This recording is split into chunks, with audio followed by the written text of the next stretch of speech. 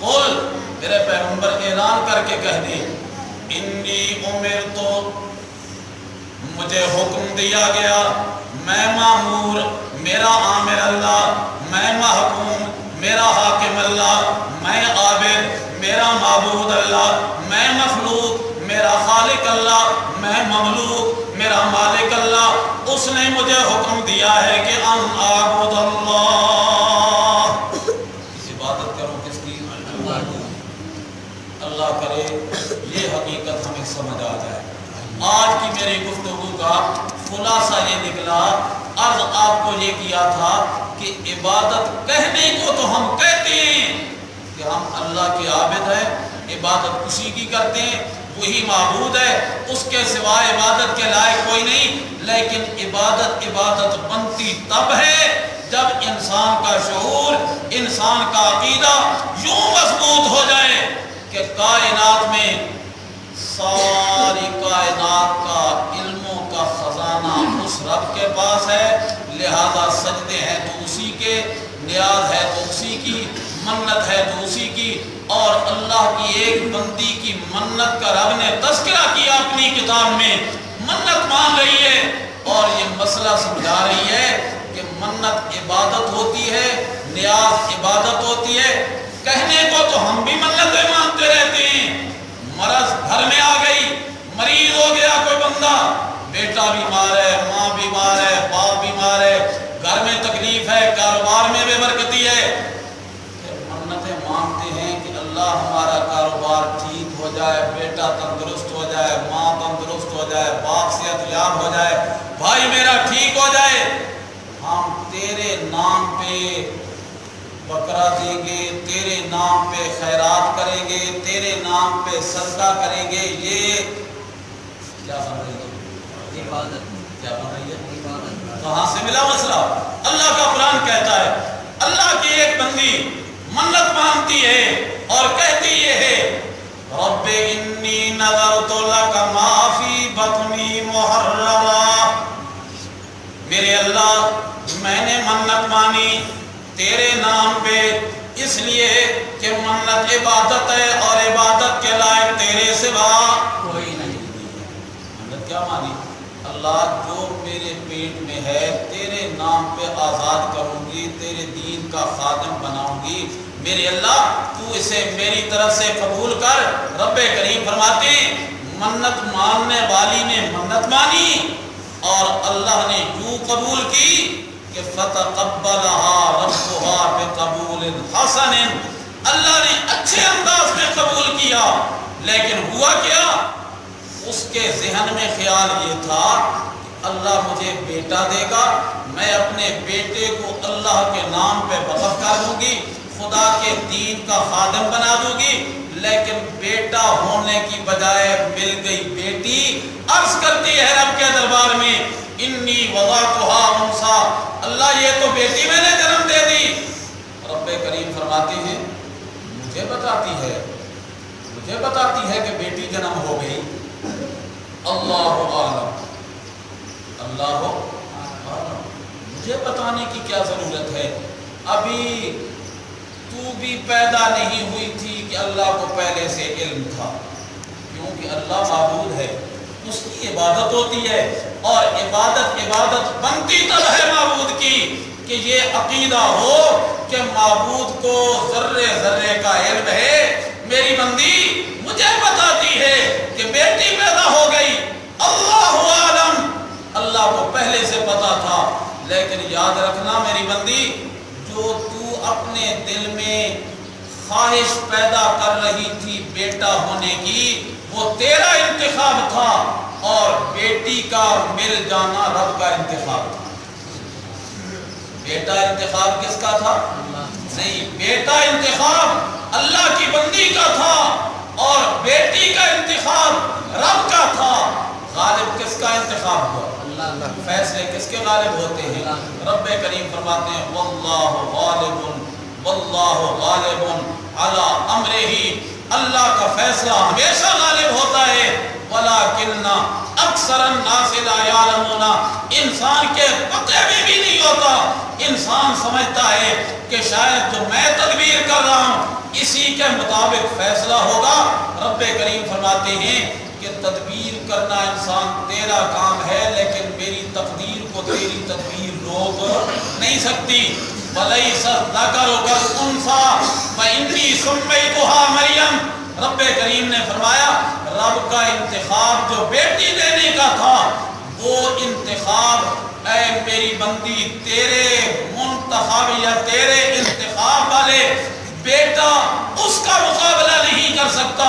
अल्लाह ने आगे एक जिहत बयान की कि उसको अल्लाह ने कबूल किया, बढ़ाया अपनी रहमतों से। एक दिन हजरत ज़करिया आए, दरवाजा खोला, अंदर देख के हैरान हो गए कि हजरत मरियम बैठी हुई हैं, उनके आगे फल पड़े हैं, खाने दाने पड़े हैं। हजरत ज़करिया ने सवाल कर दिया, मरियम कहाँ से आ गए तेरे पास? और कुरान करीम का अपना एक अंदाज है।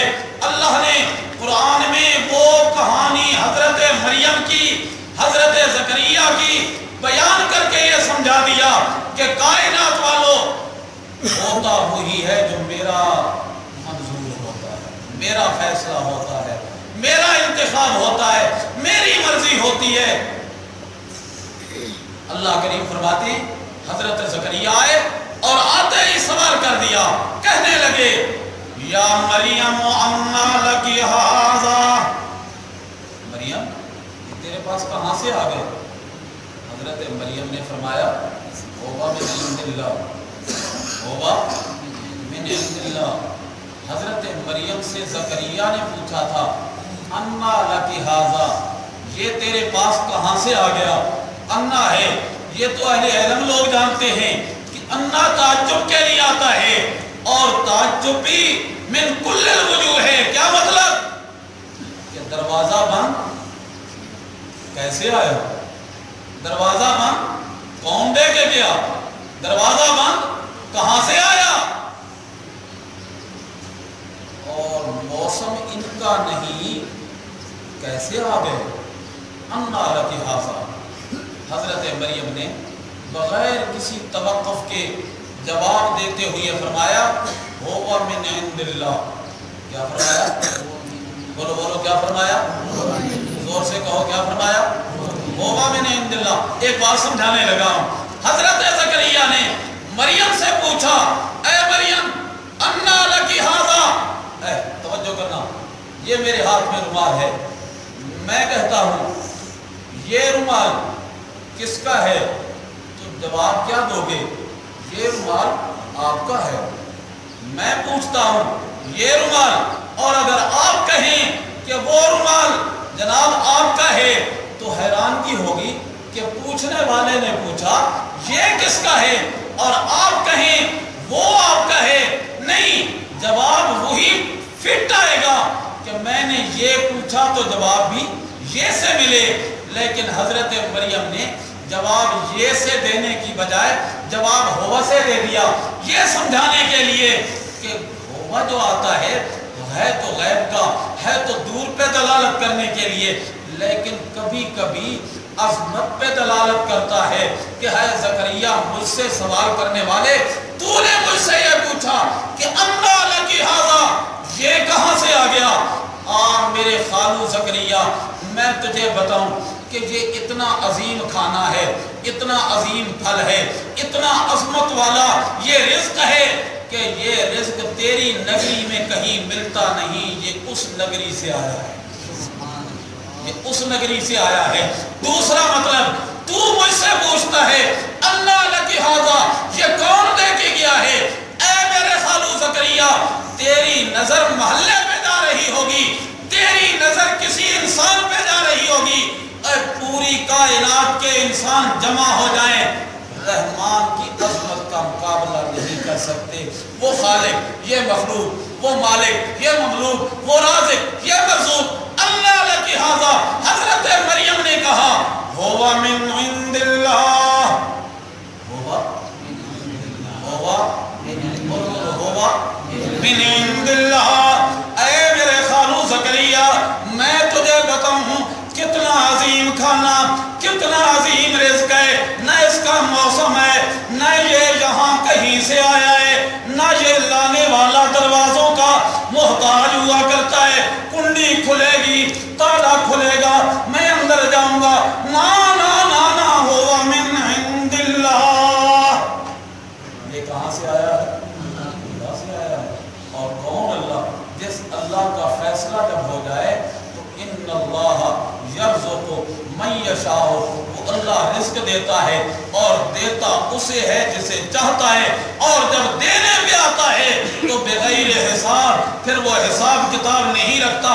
آخری میں آپ کے 3 منٹ لے رہا ہوں خلاصہ نکالنے کے لیے اپنی گفتگو کو سمیٹتے ہوئے. حضرت مریم نے یہ جواب دیا. حضرت زکریا سوچ میں پڑ گئے، کہنے لگے مریم تیرے جواب نے تو مجھے حیران کر دیا. تو کہتی ہے وہ اللہ کی طرف سے آیا ہے. معلوم یہ ہوتا ہے اللہ کے خزانوں میں نہ موسم کی پابندی ہے، اللہ کے خزانوں میں نہ موسم کی احتیاجی ہے، اللہ کے خزانوں میں نہ دروازوں کی پابندی ہے.